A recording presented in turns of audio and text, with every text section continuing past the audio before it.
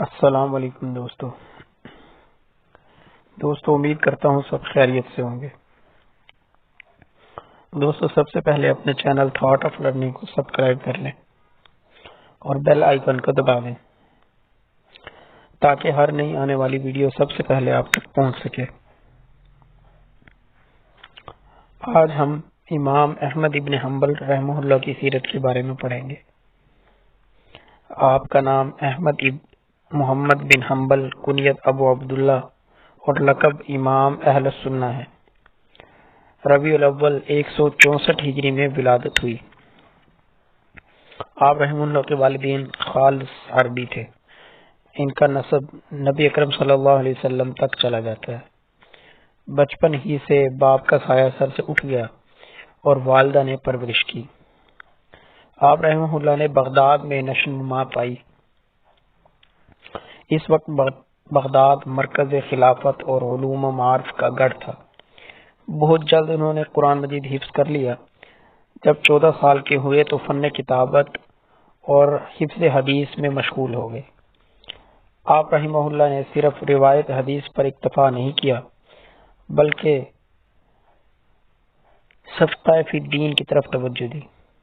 آپ رحمہ اللہ نے بغداد کے تمام شیوخ احادیث سے اکتساب علم حاصل کیا۔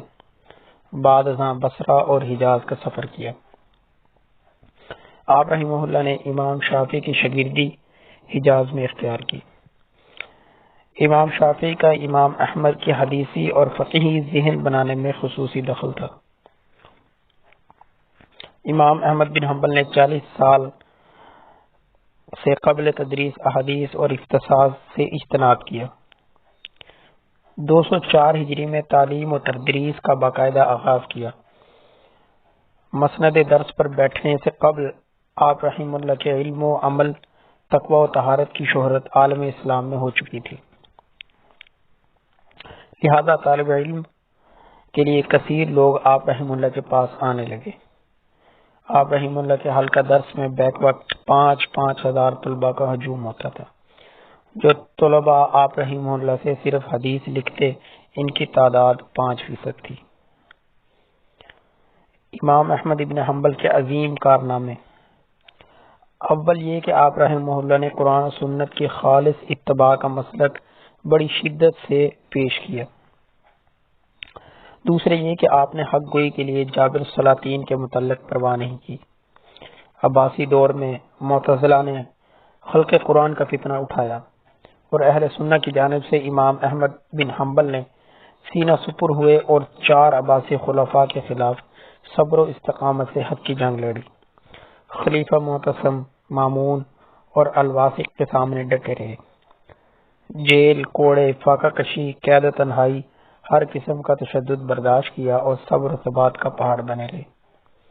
خلق قرآن کے مسئلے میں آپ رحمہ اللہ نے قرآن و سنت سے تمسک کیا جو دین حق کی بنیاد ہے۔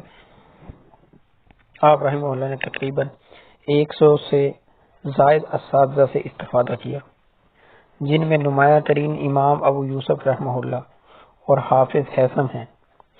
امام احمد بن حنبل نے 240 ہجری میں بغداد میں وفات پائی۔ 5 لاکھ لوگوں نے جنازہ میں شرکت کی۔ اس کثرت تعداد سے متاثر ہو کر 20,000 غیر مسلم حلقہ بگوش ہوئے۔ امام احمد بن حنبل کی زندگی بھر سنت اور صحابہ کی متبع رہے۔ ان کا علم و عمل، سیرت، کردار، اخلاق، اطوار صحابہ کے رنگ میں رنگا ہوا تھا۔ مسند امام احمد آپ کی ممتاز تصنیفی خدمت ہے۔ یہ احادیث کا مجموعہ ہے جس کی جمع و ترتیب میں انہوں نے بڑی محنت کی۔ امام شمس الدین الجزری لکھتے ہیں کہ امام احمد نے مسند کی جمع و تدوین کا کام 180 ہجری میں شروع کیا۔ اس سے الگ الگ اوراق میں لکھا، پھر اسے جدا جدا اجزاء میں تقسیم کیا، پھر قبل اس کے کہ یہ آرزو پوری ہو پیام اجل آ پہنچا۔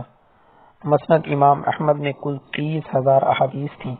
امام احمد کے بیٹے عبداللہ نے اس میں 10,000 کا اضافہ کیا۔ اس طرح اس میں کل 40,000 احادیث ہیں۔ ابتدا کی 1 صدی تک حنبلی مذہب عراق تک محدود رہا۔ پھر یہ مصر شام تک پہنچا، لیکن فقہی مسلک کے لحاظ سے اس کی اشاعت بہت کم رہی۔ موجودہ دور میں اس کا طوطی نجد و حجاز میں بولتا ہے۔ موجودہ سعودی حکومت کا یہ سرکاری فقہی مسلک ہے۔ قرآن و سنت کے نصوص کے بعد صحابہ رضی اللہ تعالیٰ عنہ کے فتاوی اور اقوال ماخذ شریعت ہیں۔ البتہ اگر ان میں اختلاف پایا جائے تو یہ دیکھا جائے گا کہ کون سا قرآن و سنت کے نصوص سے زیادہ مطابقت رکھتا ہے۔ امام احمد بن حنبل کے نزدیک اپنی رائے پر عمل کرنے کے بجائے ضعیف حدیث پر عمل کر لینا زیادہ بہتر ہے۔ ان کے نزدیک کوئی شخص قیاس سے بے نیاز نہیں رہ سکتا، البتہ ان پر اجتہاد اور قیاس کی بجائے حدیث کا غلبہ ہے۔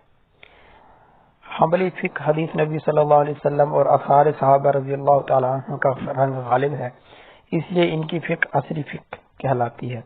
امام احمد بن حنبل نے 70,000 مسائل کا جواب اخبرنا و حدثنا کے الفاظ سے دیا۔ اس فقہ میں اجتہاد و قیاس کی نوبت شاذ و نادر ہی آتی ہے، در آیت سے زیادہ اس کا مدار روایت پر ہے۔ حنبلی مسلک اگرچہ عوام میں مقبول نہیں ہو سکا، لیکن امام احمد بن حنبل کے شاگردوں میں امام بخاری رحمہ اللہ، امام مسلم رحمہ اللہ، ابو داود جیسے اکابر محدث و فقیہ شامل ہیں، جو ان کی فقہی مسلک کی شارح اور ترجمان بنے۔ اس فقہ میں شرعی احکام کے بارے میں شرعی ہیلوں کی سرے سے کوئی گنجائش نہیں، اگرچہ رسم و رواج میں امام احمد بن حنبل تحمل اور کشادہ دلی کے قائل ہیں، لیکن مذہبی فرائض میں سخت پابندی کی تلقین فرماتے ہیں، بدعتیوں کے پیچھے نماز پڑھنا ناپسند فرماتے ہیں۔ حنبلی فقہ میں صحابہ رحمہ اللہ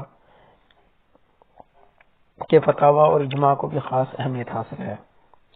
صحابہ رضی اللہ تعالیٰ عنہ اجمعین میں اختلاف رائے کی صورت میں ان کے مدارج کی فضیلت کو ملحوظ رکھتے ہیں۔ مثلا وہ امیر معاویہ رضی اللہ تعالیٰ عنہ کے حکومتی فیصلوں کا احترام کرتے ہیں، لیکن ذاتی آراء کو مسترد کرتے ہیں۔ دوستو، آج ہم نے امام احمد بن حنبل رحمہ اللہ کے بارے میں پڑھا، تو کمنٹس باکس میں اپنی رائے کا اظہار کریں اور بتائیں کہ آپ کو ہماری ویڈیوز کیسی لگ رہی ہیں، اور ہمارے چینل تھاٹ آف لرننگ کو سبسکرائب کر لیں۔ والسلام۔